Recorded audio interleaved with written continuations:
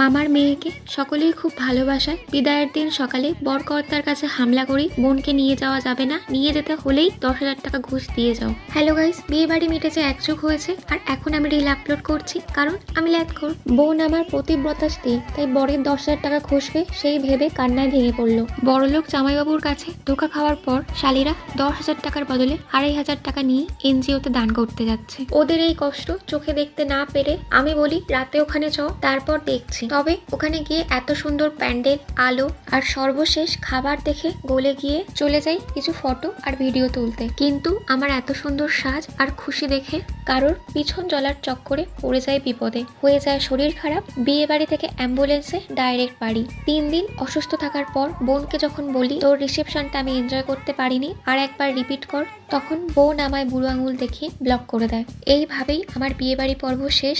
আর হয়তো next time মামার বাড়ি যাচ্ছি না।